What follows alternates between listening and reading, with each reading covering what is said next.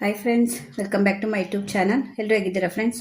ಇವತ್ತು ನಾನು ಸೋರೆಕಾಯಿದು ಮಧ್ಯಾಹ್ನಕ್ಕೆ ಹುಳಿ ಮಾಡ್ತಾ ಇದ್ದೇನೆ. ನೋಡಿ, ಒಂದು ಸೋರೆಕಾಯಿ ತೊಗೊಂಡಿದ್ದೇನೆ, ಒಂದು ಸಣ್ಣ, ಮತ್ತು ಇದಕ್ಕೊಂದು ಸ್ವಲ್ಪ ಹೆಸರು ಕಾಳು ಹಾಕಿ ಹುಳಿ ಮಾಡ್ತಾ ಇದ್ದೇನೆ. ಇದು ಸೋರೆಕಾಯಿ ಹೆಸರು ಕಾಳು ಹಾಕಿ ಮಾಡೋ ಹುಳಿ, ಇದು ತುಂಬ ಚೆನ್ನಾಗಿರುತ್ತೆ. ಇದು ಇದಕ್ಕೆ ಏನೆಲ್ಲ ಬೇಕು ಅಂದರೆ, ಒಂದು ಸೋರೆಕಾಯಿ ತೊಗೊಂಡಿದ್ದೇನೆ, ಮತ್ತೊಂದು 2 ಇಡಿಯಷ್ಟು ನಾನು ಹೆಸರು ಕಾಳು ತೊಗೊಂಡಿದ್ದೇನೆ. ಇದು ಒಳ್ಳೆಯದು ಹೆಸರು ಕಾಳು, ಯಾಕೆಂದರೆ ಇವಾಗ ಸಮ್ಮರ್ ಅಲ್ವಾ, ಈ ಬಿಸಿಲಲ್ಲಿ ನಮಗೆ ತಂಪಾಗುತ್ತೆ. ಇದು ಹೆಸರು ಕಾಳೆಲ್ಲ ಜಾಸ್ತಿ, ಹೆಸರು ಬೇಳೆ ಹೆಸರು ಕಾಳೆಲ್ಲ ತಿಂದರೆ, ಮತ್ತು ಪ್ರೋಟೀನ್ ಕೂಡ ಇರುತ್ತೆ, ರಿಚ್ ಪ್ರೋಟೀನ್ ಇರುತ್ತೆ. ಇದು ಮೊಳಕೆ ಬರಿಸಿ ಕೂಡ ಹಾಕ್ಬೋದು, ಅದು ಇನ್ನೂ ಚೆನ್ನಾಗಿರುತ್ತೆ. ಮೊಳಕೆ ಬರಿಸಿ ಹಾಕಿದರೆ ಇನ್ನೂ ಜಾಸ್ತಿ ಪ್ರೋಟೀನ್ ಇರುತ್ತೆ ಅದರಲ್ಲಿ. ಅದಕ್ಕೊಂದು 2 ಇಡಿಯಷ್ಟು ಹೆಸರು ಕಾಳು ತೊಗೊಂಡಿದ್ದೇನೆ. ಇದರಲ್ಲಿ ಕೆಲವು ಮೊಳಕೆ ಬರ್ತಾ ಇದೆ ನೋಡಿ, ಕೆಲವೆಲ್ಲ ಮೊಳಕೆ ಬರ್ತಾ ಇದೆ. ಇನ್ನು ಇಟ್ಟರೆ, ಒಂದಿನ ಇಟ್ಟರೆ ಇದು ಮೊಳಕೆ ಬರುತ್ತೆ. ಇದು ಇನ್ನು ಸ್ವಲ್ಪ ಹುಳಿ ತೊಗೊಂಡಿದ್ದೇನೆ, ಇದಕ್ಕೆ ಹುಣಸೆ ಹುಳಿಗೆ, ಮತ್ತು ಒಂದು ಸ್ವಲ್ಪ ಬೇಳೆ ಕೂಡ ಹಾಕ್ತಾ ಇದ್ದೀನಿ ಇದ್ರ ಜೊತೆಯಲ್ಲಿ. ಬರೀ ಹೆಸರು ಕಾಳು ಹಾಕಿದರೆ ಅಷ್ಟು ಇದು ಹೊಂದಿಕೆ ಆಗಲ್ಲ, ಇದಕ್ಕೊಂದು ಸ್ವಲ್ಪ ಬೇಳೆ ಹಾಕಬೇಕಾಗುತ್ತೆ. ಮತ್ತು ಒಂದು ಸ್ವಲ್ಪ ಕೊತ್ತಂಬರಿ ಸೊಪ್ಪು ಮತ್ತು ಕರಿಬೇವು ತೊಗೊಂಡಿದ್ದೇನೆ. ಮತ್ತೊಂದು 4 ಖಾರಕ್ಕೆ ಹಸಿಮೆಣಸಿನ್ಕಾಯಿ ಹಾಕ್ತಾಯಿದ್ದೀನಿ, ಮತ್ತು ಸ್ವಲ್ಪ ಖಾರದ ಪೌಡ್ರ್ ಕೂಡ ಹಾಕ್ತೇನೆ. ಆಮೇಲೆ ಇದು ಒಂದು ಖಾರ ಇದೆ, ಅದರಿಂದ ಒಂದು 3ರಿಂದ 4 ತೊಗೊಂಡಿದ್ದೇನೆ. ನಿಮಗೆ ಖಾರ ಜಾಸ್ತಿ ಬೇಕು ಅಂದರೆ ಜಾಸ್ತಿ ತೊಗೊಳ್ಬೋದು. ಇವಾಗ ಮೊದಲು ಇದನ್ನೆಲ್ಲ ಕಟ್ ಮಾಡಿಕೊಂಡು ಬೇಯಿಸ್ಕೊಳ್ಬೇಕು, ಆಮೇಲೆ ತೋರಿಸ್ತೇನೆ ನಿಮಗೆ. ಈ ರೀತಿ ಮೇಲ್ಗಡೆದೆಲ್ಲ ಸಿಪ್ಪೆ ತೆಗಿಬೇಕು, ಸಿಪ್ಪೆ ಹಾಕಬೇಡಿ, ಯಾಕೆಂದರೆ ಇದು ಸೋರೆಕಾಯಿದು ಸಿಪ್ಪೆ ತುಂಬ ಗಟ್ಟಿ ಇರುತ್ತೆ. ಇದು ಅದರಿಂದ ಇದು ಚೆನ್ನಾಗಿ ಬೇಯಲ್ಲ. ಇದನ್ನು ಸಿಪ್ಪೆ ಹಾಕಿದರೆ ಮೇಲೆಲ್ಲ ಸಿಪ್ಪೆ ತೊಗೊಳ್ಬೇಕು. ಇದರ ಸಿಪ್ಪೆದು ಚಟ್ನಿ ಕೂಡ ಮಾಡ್ಬೋದು. ಇನ್ನೊಮ್ಮೆ ನಿಮಗೆ ತೋರಿಸ್ತೇನೆ ಅದು ಚಟ್ನಿ ಹೇಗೆ ಮಾಡೋದು ಅಂತ. ಇದರದ್ದು ಮತ್ತು ಮಂಗಳೂರು ಸೌತೆದ್ದು ಸಿಪ್ಪೆ ಎಲ್ಲ ನೀವು ಬಿಸಾಡಬೇಕು ಅಂತಿಲ್ಲ, ಅದರಲ್ಲಿ ಚಟ್ನಿ ಮಾಡ್ಕೊಳ್ಬೋದು ನೀವು. ಇದೊಂದು ಸಲ ಎಲ್ಲ ಚೆನ್ನಾಗಿ ಸಿಪ್ಪೆ ತೆಗೆದು ಆಮೇಲೆ ಕಟ್ ಮಾಡಿದ ಮೇಲೆ ನಿಮಗೆ ತೋರಿಸ್ತೇನೆ. ಮತ್ತೆ ನಾನು ಕಟ್ ಮಾಡ್ಕೊಂಡಿದ್ದೀನಿ, ಈ ಸೈಜಲ್ಲಿ ಕಟ್ ಮಾಡಿಕೊಂಡ್ರೆ ಆಗುತ್ತೆ ನಿಮಗೆ. ನೋಡಿ, ಇಷ್ಟು ದೊಡ್ಡದು. ಇದಕ್ಕಿಂತ ಬೇಕಾದ್ರೆ ಸಣ್ಣದು ಕೂಡ ಕಟ್ ಮಾಡ್ಕೊಳ್ಬೋದು ನೀವು. ಇದು ಎಳತ್ತಿದೆ, ತುಂಬ ಚೆನ್ನಾಗಿದೆ ಇದು.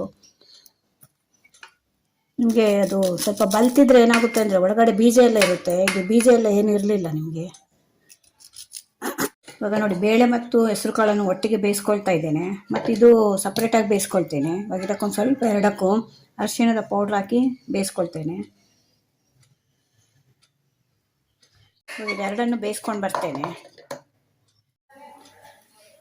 ನೋಡಿ, ಬೇಳೆ ಮತ್ತು ಹೆಸರು ಕಾಳು ಬೇಯಿಸ್ಕೊಂಡಿದ್ದೇನೆ, ಎಲ್ಲ ಒಟ್ಟಿಗೆ ಚೆನ್ನಾಗಿ ಬೆಂದಿದೆ. ಇವಾಗ ಇದಕ್ಕೆ ಸೋರೆಕಾಯಿ ಬೇಯಿಸ್ಕೊಂಡಿದೆ ಅಲ್ಲ, ಅದನ್ನು ಕೂಡ ಅದಕ್ಕೆ ಹಾಕ್ತಾ ಇದ್ದೇನೆ ನಾನು. ಒಟ್ಟಿಗೆ ಇವಾಗ ಮಿಕ್ಸ್ ಮಾಡಿ ಕುದಿಸ್ಕೊಳ್ಬೇಕು. ಇವಾಗ ಇದು ಬೇಯಿಸ್ಕೊಂಡಿದೆ ನೀರಿದೆಯಲ್ಲ, ಅದನ್ನು ಕೂಡ ಅದಕ್ಕೆ ಹಾಕಿ, ನಿಮಗೆ ಎಕ್ಸ್ಟ್ರಾ ನೀರು ಬೇಕಾದಾಗ ಇದನ್ನೇ ಹಾಕ್ಬೋದು.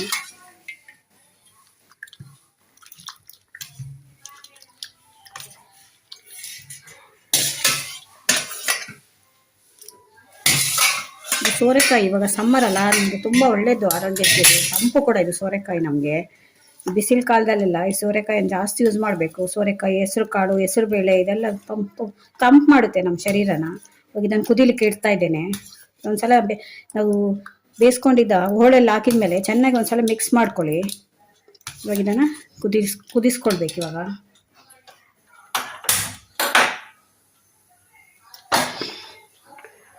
ಆವಾಗಲೇ ನಾನು ಇದಕ್ಕೊಂದು ಸ್ವಲ್ಪ ಅರಿಶಿಣದ ಪೌಡ್ರ್ ಹಾಕಿದ್ದೆ. ಈಗ ಮತ್ತೊಂದು ಸ್ವಲ್ಪ ಅರಿಶಿಣದ ಪೌಡ್ರ್ ಹಾಕ್ತೇನೆ. ಇದು ನಮಗೆ ಅರಿಶಿಣದ ಕೊಂಬು ಪುಡಿ ಮಾಡಿದ್ದು, ಅದರಿಂದ ನಾವು ಇದನ್ನು ಯೂಸ್ ಮಾಡ್ತೇವೆ. ನೀವು ಅಂಗಡಿದಾದರೆ ಸ್ವಲ್ಪ ನೋಡ್ಕೊಂಡೇ ಯೂಸ್ ಮಾಡ್ಕೊಳ್ಳಿ.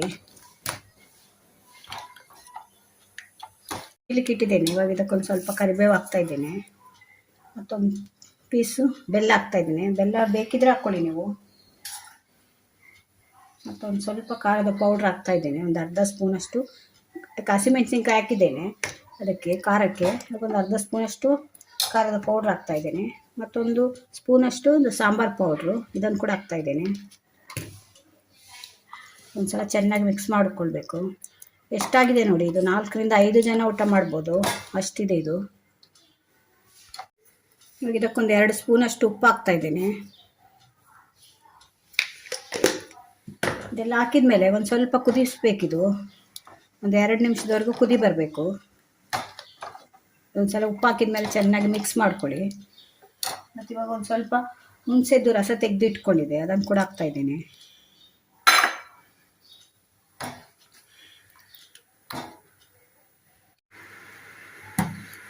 ನೋಡಿ, ಈಗ ಕುದಿ ಬರ್ತಾ ಇದೆ. ಇದು ಒಂದು ಸೋರೆಕಾಯಿ ಮತ್ತು ಸ್ವಲ್ಪ ಹೆಸರು ಕಾಳು ಮತ್ತೊಂದು ಸ್ವಲ್ಪ ಬೇಳೆ ಹಾಕಿ ಮಾಡೋದು. ಎಷ್ಟಾಗುತ್ತೆ ನೋಡಿ, ತುಂಬ ಆಯ್ತಿದ್ದು. ಆ ಪಾತ್ರೆಯಿಂದ ನಾನು ಈ ಪಾತ್ರೆಗೆ ಹಾಕಿದೆ, ಅದು ಫುಲ್ ಆಯ್ತಂತ.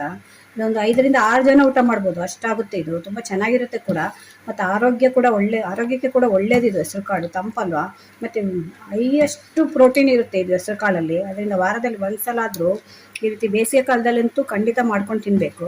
ಇವಾಗ ಇದು ಕುದಿ ಬರ್ತಾ ಇದೆ. ಇವಾಗ ಇದಕ್ಕೊಂದು ಸ್ವಲ್ಪ ನಾನು ಕೊತ್ತಂಬರಿ ಸೊಪ್ಪು ಹಾಕ್ತಾ ಇದ್ದೇನೆ.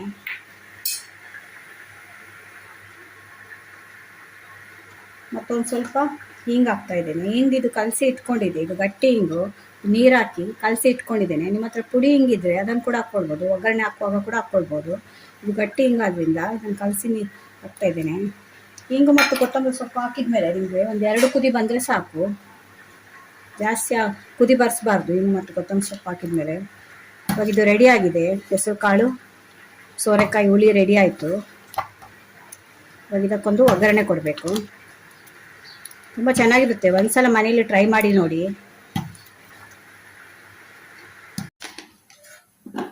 ಹಾಗೆ ಅದಕ್ಕೊಂದು ಹುಳಿಗೊಂದು ಒಗ್ಗರಣೆ ಮಾಡ್ತಾ ಇದ್ದೀನಿ. ಇದಕ್ಕೊಂದು 1ರಿಂದ 2 ಸ್ಪೂನು ಎಣ್ಣೆ ಇಟ್ಟಿದ್ದೇನೆ ನಾನು. ಇದು ತೆಂಗಿನಕಾಯಿ ಎಣ್ಣೆ, ನಾವು ಹೆಚ್ಚಾಗಿ ತೆಂಗಿನಕಾಯಿ ಎಣ್ಣೆಯಲ್ಲೇ ಒಗ್ಗರಣೆ ಮಾಡೋದು.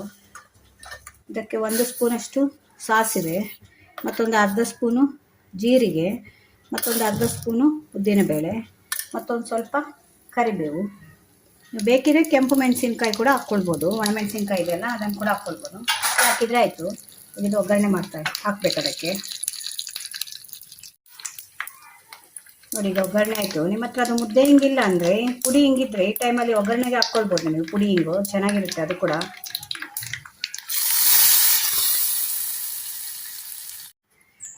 ನೋಡಿ ಫ್ರೆಂಡ್ಸ್, ಸೋರೆಕಾಯಿ ಹೆಸರು ಕಾಳು ಹುಳಿ ರೆಡಿಯಾಗಿದೆ. ಎಷ್ಟು ಚೆಂದ ಕಾಣ್ತಿದೆ ನೋಡಿ, ರುಚಿ ಕೂಡ ಅಷ್ಟೇ ಚೆನ್ನಾಗಿರುತ್ತೆ, ಮತ್ತು ಆರೋಗ್ಯ ಕೂಡ ತುಂಬ ಒಳ್ಳೆಯದು. ಅದು ಈ ಬಿಸಿಲು ಕಾಲದಲ್ಲಂತೂ ತುಂಬ ಒಳ್ಳೆಯದಿದು ನಮಗೆ. ಎಲ್ಲ ಸೋರೆಕಾಯಿ ಕೂಡ ತಂಪು ಮತ್ತು ಹೆಸರು ಕಾಳು ಕೂಡ ತಂಪು ಮಾಡುತ್ತೆ. ಈ ಟೈಮಲ್ಲೆಲ್ಲ ನಾವು ದೇಹನ ಆದಷ್ಟು ತಂಪಾಗಿ ಇಟ್ಕೊಳ್ಬೇಕು. ನೀರಿನ ಅಂಶ ಸೋರೆಕಾಯಿ ಅದರಲ್ಲಂತೂ ಎಷ್ಟು ನೀರಿನ ಅಂಶ ಇರುತ್ತೆ. ಅದರಲ್ಲೇ ನಮಗೆ ನೋಡಿ, ಪ್ರಕೃತಿಯೇ ನಮಗೆ ಮಾಡಿದೆ. ಸಮ್ಮರಲ್ಲೆಲ್ಲ ಎಷ್ಟು ನೀರಿನ ಅಂಶ ಇರೋದು, ಹಣ್ಣುಗಳೆಲ್ಲ ಬರುತ್ತೆ ನೋಡಿ. ನಮಗೆ ಕಲ್ಲಂಗಡಿ ಬರೋದು ಇದೇ ಟೈಮಲ್ಲಿ, ದ್ರಾಕ್ಷಿ ಬರೋದು ಎಲ್ಲ ಇದೇ ಟೈಮಲ್ಲಿ. ಆದ್ದರಿಂದ ಇದು ಒಂದ್ಸಲ ಟ್ರೈ ಮಾಡಿ ನೋಡಿ ಮನೆಯಲ್ಲಿ, ತುಂಬ ರುಚಿಯಾಗಿರುತ್ತೆ. ಮಕ್ಕಳು ಕೂಡ ಎಲ್ಲ ಇಷ್ಟಪಟ್ಟು ತಿಂತಾರೆ, ಮಕ್ಕಳಿಂದ ದೊಡ್ಡವರವರೆಗೂ ಇಷ್ಟ ಆಗುತ್ತೆ. ಇದನ್ನು ಒಂದ್ಸಲ ಟ್ರೈ ಮಾಡಿ ನೋಡಿ. ಈ ವಿಡಿಯೋ ಇಷ್ಟ ಆದರೆ ನನ್ನ ಚಾನಲ್ನ ಸಬ್ಸ್ಕ್ರೈಬ್ ಮಾಡ್ಕೊಂಡು ನೋಡಿ. ಇದೇ ಥರ ಹೊಸ ವಿಡಿಯೋ ತೊಗೊಂಡು ಮತ್ತೆ ಬರ್ತೇನೆ. Bye friends.